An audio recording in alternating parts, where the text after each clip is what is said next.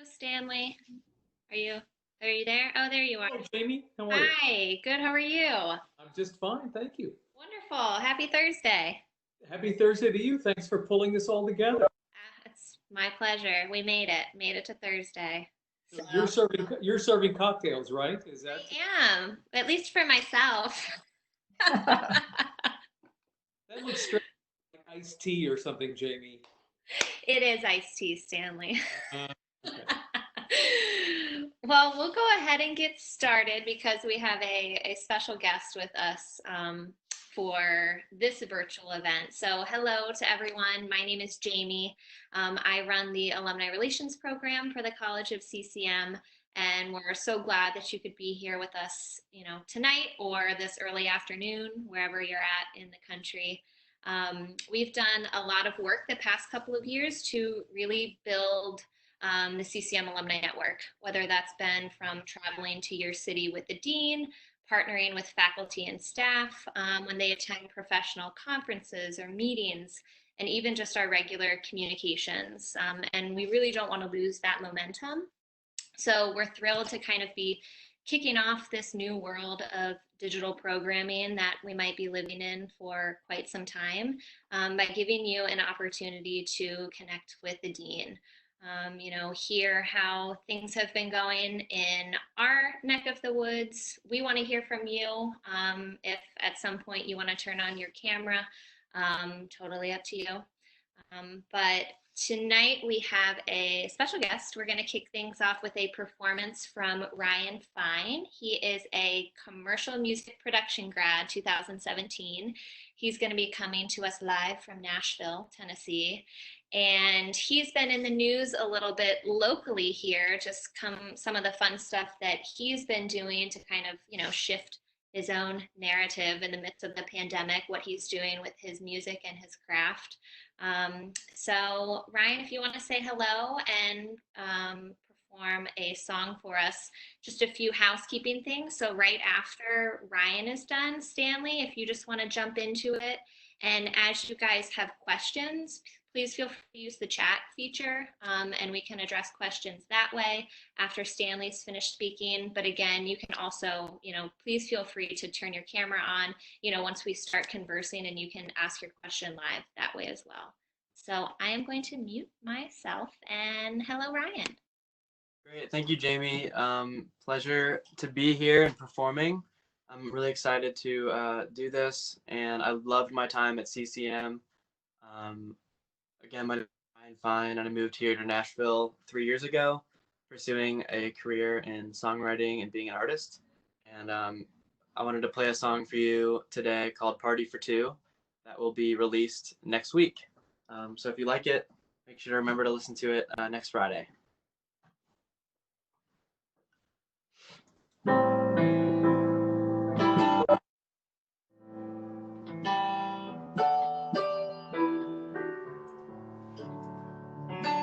I know it ain't your birthday, baby, but I thought that we could celebrate. Yeah. 'Cause every day with you is a holiday. You're the icing on the cake. You're so sweet. Yeah, I need to know if you're free tonight.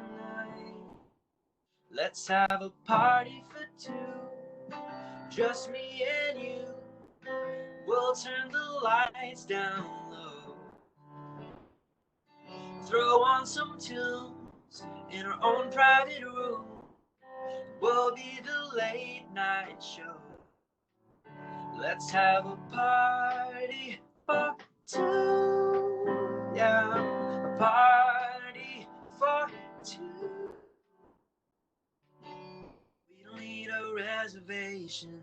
We got the whole place to ourselves. Yes, we do.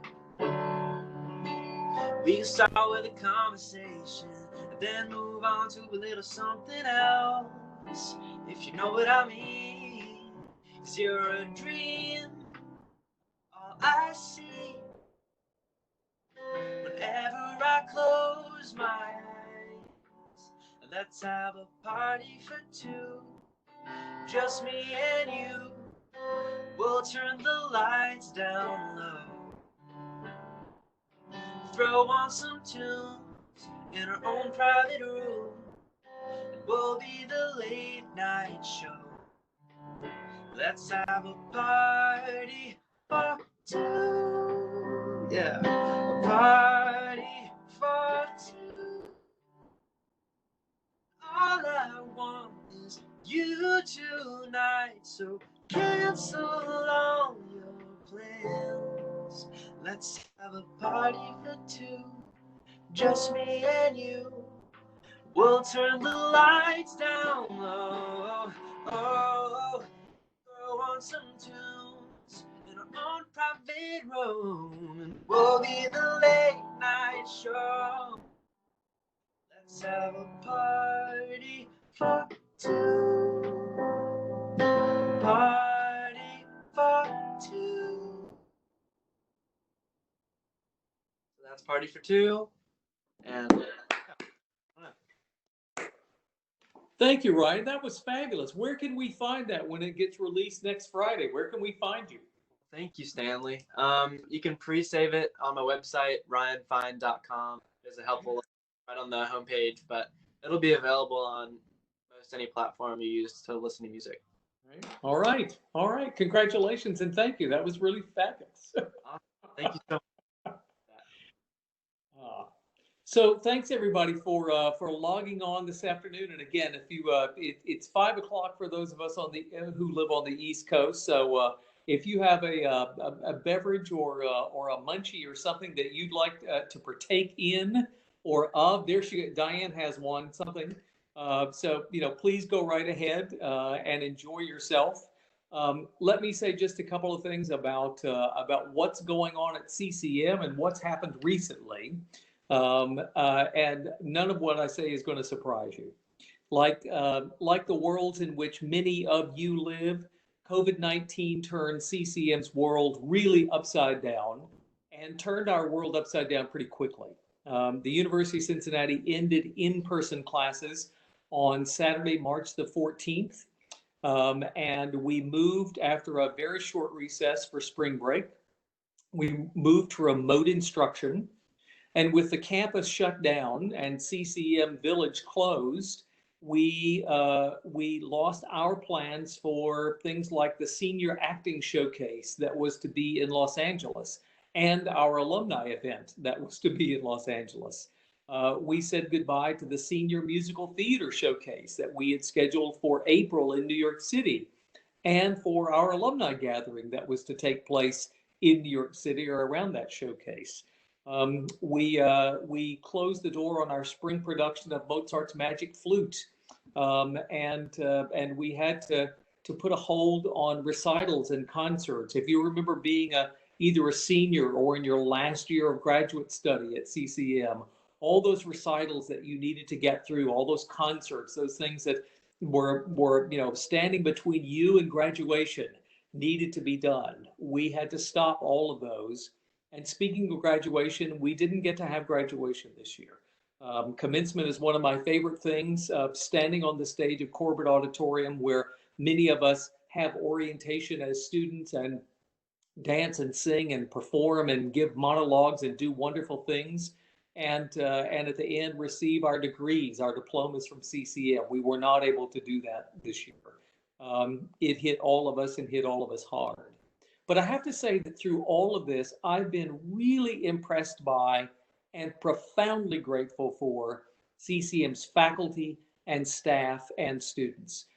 They have been so creative and inventive. I mean, who knew that you could teach effectively, that you could teach marimba online?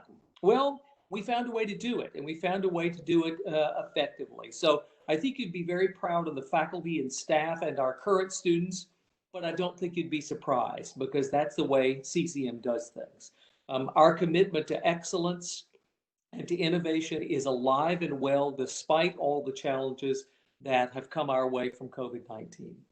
So I get asked almost every day, so what's the fall look like? What's next year going to be like at CCM? And the first thing that I have to say is, honestly, I don't know. I was in a meeting yesterday with the president and with my fellow deans from other colleges at UC. It's still too early for us to tell with any clear definition exactly what the fall is going to look like. We are working on multiple scenarios for CCM, both in-person scenarios and online remote teaching. Our overriding goal, our overriding objective is to protect the health and the safety of our students and our faculty and our staff. We want to keep all reasonable options open for as long as possible while we gather data and information that will help us to make well-informed decisions about what next year will be like.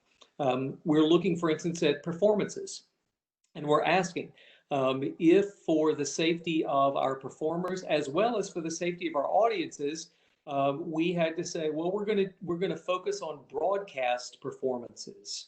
What would that look like? What would that mean? What if we live streamed everything at CCM, or whether we loaded things to YouTube, or we broadcast them through some other platform? What would that mean for our students and their experience at CCM? Would you as alumni be willing to watch? Would you be willing to point, if you have students, would you be willing to point students to those? I can tell you that we're somewhat concerned about CCM's international student population. About 40% of CCM's current graduate students are international students. In order to attend CCM, they need a visa to study in the United States. And at the moment, the United States government is not accepting applications for or processing requests for visas for admission into the United States. We're not sure when that process is going to be restarted. We're being told that it's likely to be October or November before international students can get visas. So we're looking at ways in which we can say to international students, start your education with us online. We'll be glad to teach you online. We'll be glad to do academic work online. And we want you to come to campus when you can and when it's safe for you to do so. We're concerned about international students. We're concerned about students who live in the continental United States, but may have difficulty getting back for one reason or another. The thing that I do want you to know is we're committed to having a year at CCM that is vibrant and that is bold and that is innovative. We do not want next year to be a pale imitation of what students had last year at CCM. Whatever we put in our classrooms and on our stages and in our rehearsal halls needs to be the quality CCM experience that you and I enjoyed when we were students at CCM. And you have my commitment that we're going to be doing that. Like the worlds in which you live, our world is fluid. It's changing quickly. What I can tell you is that we will open on August 24th. That's the day that fall classes begin. I don't know if we'll offer classes solely online or if we will offer classes solely in person. It's likely to be a hybrid of those two. We should know more by the time we get to mid to late June. It'll be about another 3 or 4 weeks before we can tell. But again, we're committed to offering the kind of world-class experience that is characteristic of CCM and that our students come to CCM to obtain. So thank you very much for staying connected with us.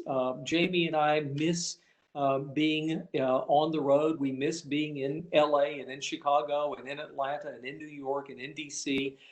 This year we were also in Texas, in Austin, Texas, for an alumni gathering, and we hope we'll be able to see you face to face throughout this year. But thank you for staying connected with us virtually and for your commitment to CCM's continued success. I'm curious about challenges that you're facing, and so I'm happy to answer any questions about CCM, but I'd love to hear about challenges that you're facing in the worlds in which you live, and I'd love to hear your ideas about things that you'd like for us to consider at CCM, things that you're seeing working well in your community, in the area in which you live and work, that we might implement at CCM. So I'm going to mute my microphone, Jamie. I'm going to go back to you. And again, I'm happy to answer any questions that you have or to talk about anything that you like, but thank you so much for coming out tonight.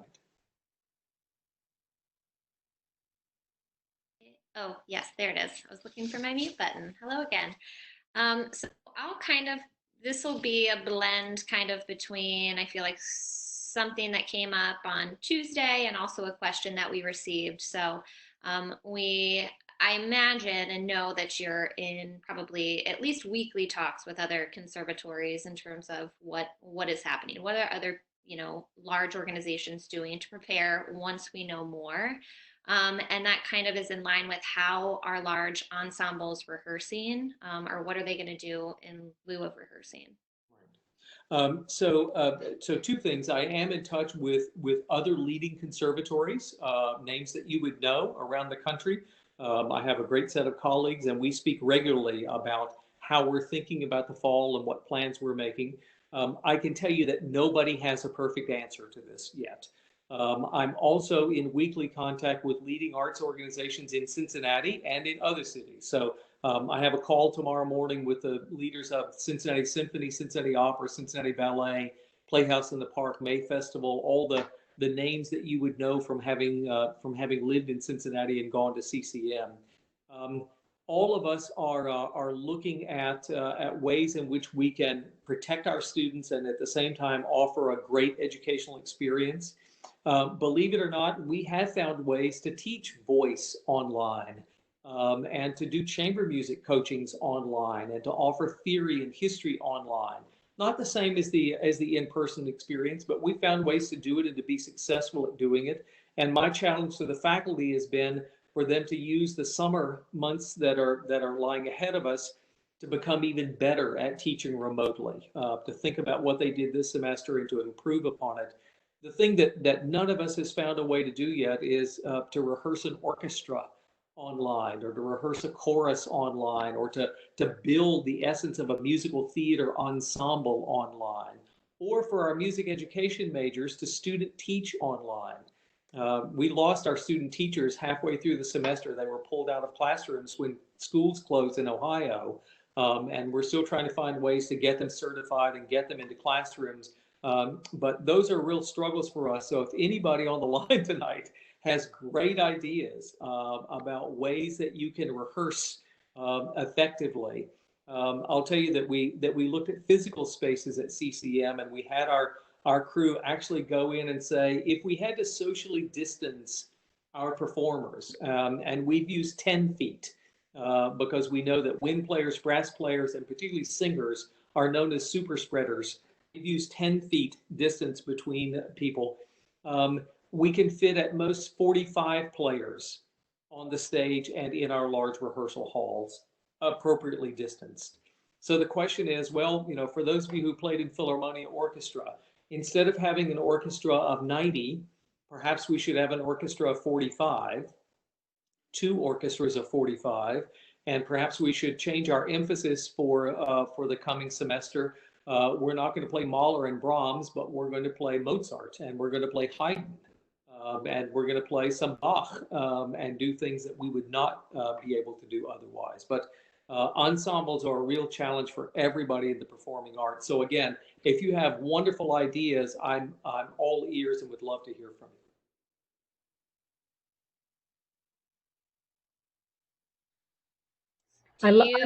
Oh, go ahead, Diane. I love your idea of using it as an opportunity to explore underserved literature that doesn't make it to the concert hall very often. Good, thank you, Diane. Thank you. Again, we don't want next year to be a pale imitation of people saying, "Well, it's not what it was." It's like, no, here's a chance to do something that's bold and innovative and that adds to the CCM experience as opposed to something that takes away from the CCM experience. Part of the conversation is, I listened to some of the Johns Hopkins vision chats that are going on. I don't know if you've seen those recently, and it's all about what is the added value for students in a virtual world. And there's a lot of national concern on this topic. How do we not just try to make a pale imitation, as you say, of what we've been doing, but actually find creative ways of making it better. And it's especially difficult with a large ensemble situation. Right. Again, anybody have wonderful ideas about large ensembles? I'm really curious and looking for looking for that wonderful solution of a way that we can get this done.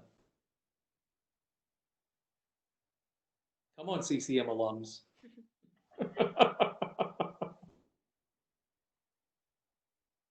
Jamie? Well, yeah, I was going to say, speaking of practicing and being in person, for our alums who might be coming back to pursue a graduate degree, do you have any inside scoop on when practice rooms will open and when students can expect to know more in terms of finding an apartment, coming back to Cincinnati, etc.? Unfortunately, the guidance that we received from the president's office yesterday is that the university will not have a decision to announce until mid to late June. And I think that's really predicated upon Ohio State Governor Mike DeWine. Mike DeWine has been wonderful about staying in touch with the university and consulting with President Pinto and with others as he's making decisions. At this point, the stay-at-home order is in effect in Ohio until the end of May. So we should know something soon about whether Governor DeWine is going to extend the order or whether he's going to lift the order. If he lifts the order, then campus will start to reopen, but it's going to reopen slowly. It's not as easy as just opening the doors and saying, okay, everybody come back now. It will be a phased-in approach. So I really don't know when practice rooms would be available for students, but certainly by the 1st of July, we would know clearly exactly what's going to go on for the fall. And that's, I think, for most apartment rentals and everything else, 1st of July is about the time to get things started. I wish I had a more optimistic and promising answer about that.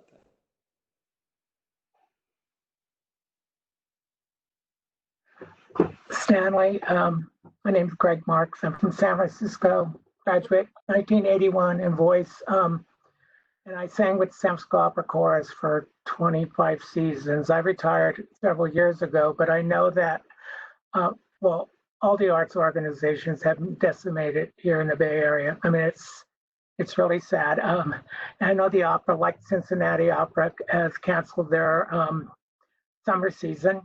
LA didn't even have a season this year. And Symphony, which was Michael Tilson Thomas's last season, they had all kinds of things, you know, ready to like support his going away. And unfortunately, that's all been canceled. But I know that the opera is still like very optimistic about their fall season. So the chorus is rehearsing on a daily basis. As an ensemble. It's like 60, no, it's 80 in the chorus, but how the chorus master, Ian Robertson, conducts it, they basically have the music playing, he's conducting, but everyone's on mute. Because I know from personal experience when we try to, because I'm announcing with the San Francisco, which is 250 strong, okay? And when we try to do a ensemble rehearsal, it was like, disastrous, you know, because you're sitting here kind of like trying to sing along and it's not pretty, believe me. But I know that they've been able to like work the music, prepare the music with keeping on mute, but along singing. And of course, they're all like, you know, everyone's a professional musician. So they've got that going for them. And I think it's working for them. And hopefully that if they do get to go back into the house by August for stagings, they'll be prepared to sing, you know. So I know that's happening and it's being very successful. But the gay men's chorus, since there's 250 of us, we are not, well, our whole season was canceled, our 2 concerts, and then the big conference that was happening in Minneapolis in July with like 800 choruses coming, LGBT choruses, has been canceled. But a big part of our mission is activism and community. And so we've been having like Monday night, when it's usually our regular rehearsal, our artistic director starts out, he gathers us all, and it's usually about 200 of us on the Zoom call. It's crazy. And he starts out with a warm up for all of us, then we all go silent. And then we like talk, we share, we establish community. That's really important. It's like keeping people engaged and informed. But we still don't know what it looks like to go back to rehearsals starting in September. If we can start up again, that's still unknown. I know that Chorus America has been talking about it. It's really sad. I mean, it's so sad. And I always wonder, how can you do online voice teaching? It's such a contact sport, how does that happen? So I feel your pain. Okay. So Thank you, Greg. And I really like the idea of the ensemble rehearsing as individuals, but there's still a communal intent behind it. Anybody experiencing instrumental ensembles? I mean, playing off what Greg said. Anybody seeing instrumental ensembles that are finding ways, creative ways to rehearse together?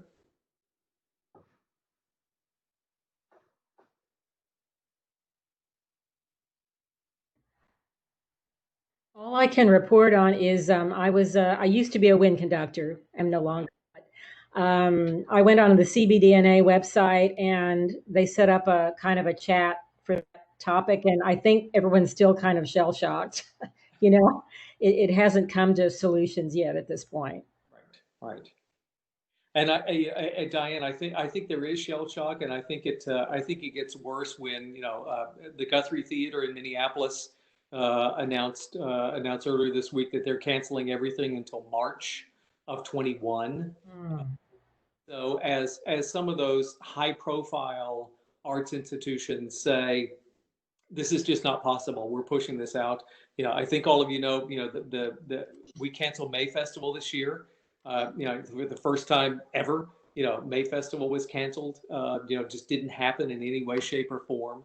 And I think that sort of increases the sense of shell shock within the arts community that these things can't take place. Jamie, other questions? Yeah, so there was a thought in the chat, and this kind of goes back to what Bill Frigge was saying on Tuesday about potentially using some of the outdoor spaces. Is there a potential for outdoor concerts in the fall? So a couple of things. We're exploring different ways to use even CCM facilities.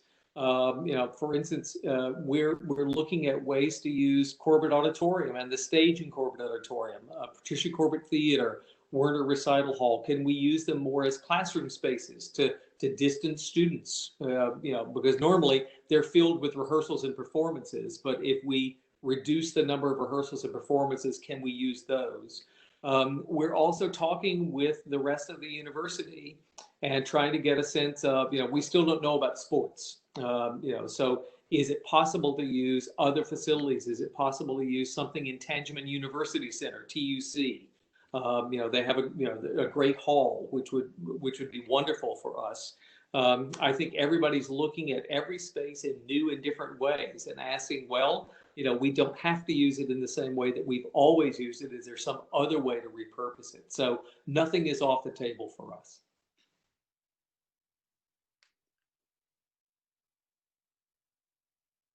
Jamie, you can see the chat. I'm not seeing the chat.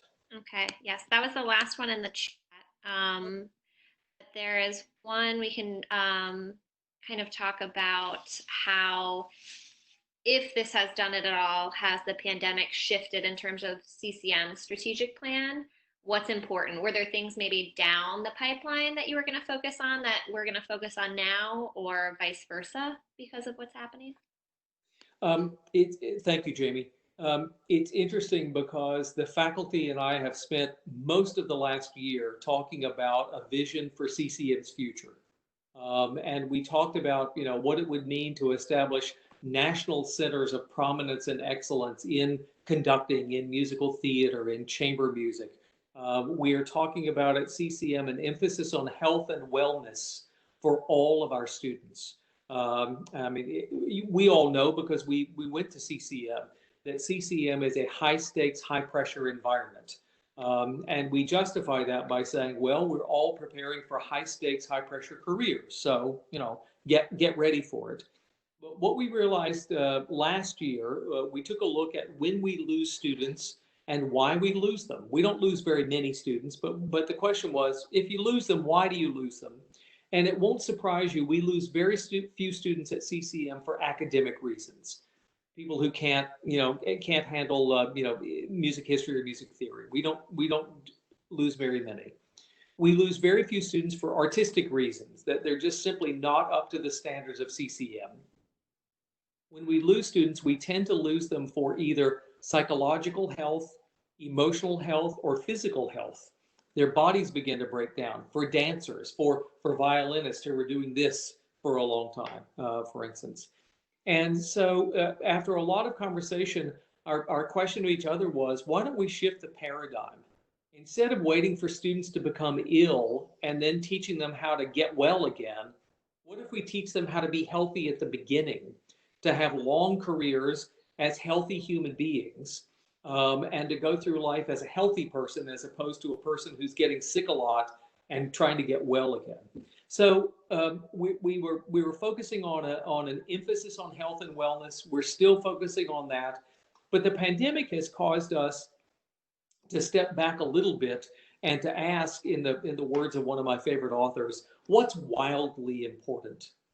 If I ask each of you as alums, what's that sort of singular thing that you took away from the CCM experience? What's that singular thing that you walked away with that you would say, out of all my time at CCM, here's the thing that really shaped my career, that shaped who I am, that shaped me as an artist. And we're having wonderful conversations among the artistic leadership and the academic leadership about what's wildly important about the CCM experience. And we want to make sure that we continue to focus on those things, that we continue to move those to the foreground. I can tell you that we're facing a really, really difficult budget situation. Our budget cut at CCM for next year will be $2.4 million. That's real money. And it's not going to be easy to find. And we're starting with first principles of asking what's wildly important at CCM that we make sure that we protect and that we move forward and that it flourishes no matter what, because that's the CCM experience that unites all of us. So the pandemic has caused all of us to focus on what's really important and what things are lovely and they're nice, but they're not essential to the CCM experience. I would imagine that you're going through similar conversations at the places where you live and work and with people with whom you interact. Hi, Stanley. This is Eric Ruppel calling. Hi, Eric. Hi, let me put my video on there. I'm actually kind of here on three behalfs. I'm an alum from '83. Yep. I also have a daughter who's going to CCM in the fall. Oh, fabulous. She's going to be a master's opus student, so she's excited about that. And I'm also a music executive right now at James Madison University in Virginia. So I'm already writing down things about mute rehearsals and and then that $1 million loss. Whoa! So we're facing some of the same things that you are there. And I don't know if some of you may have seen the Berlin Philharmonic broadcast from last week or so when they did their tour that they were going to be doing in Europe when they did all strings in the first half and then a version of the Mahler Fourth Symphony the second half. And I told my daughter, I said, well, if you get lucky, maybe you get to do that next year. So she's excited about that. But I am kind of curious. One thing I've been doing at our school, and we have about 45 faculty, for private lessons, we'd like to reintroduce that back into the studio fall. And I'm wondering if there is any talk about adding some plexiglass barriers, maybe a doorway, one half of the studio so the student can be there, and then maybe the piano on the other side for the teacher. So although it's not touch, it's still in person and you don't hear any of the sound. I wonder if you guys have talked about that or what the cost on that would be. I don't, Eric, we have started talking about that, about ways that you can basically subdivide the space so that, as you said, there's still a human interaction, but you're protecting both parts. It's interesting, Eric. I had students who said to me in the spring, there was a time when we thought, well, we'll still be able to offer lessons, no matter what, in-person lessons. And I had first students who came and said, I don't feel comfortable with this. I respect but I don't feel comfortable doing this. I prefer not to.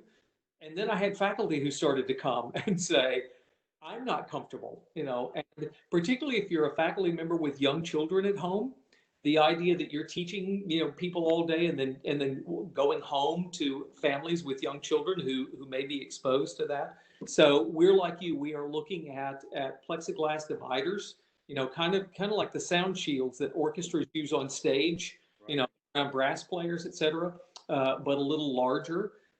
I've also I have a friend who's in the commercial real estate world, and in a lot of the restaurants that he owns, they're putting up clear plexiglass shields between tables, as a way to separate customers without it looking like you're building walls around people. So I don't have a cost estimate yet. They're just in the process of doing that, but it's something we're looking at. So I'd be curious to know what you end up doing with this. Yeah. We're seeing if we're going to be able to afford that, but I think the university will help us with that. So that's a good thing. Right.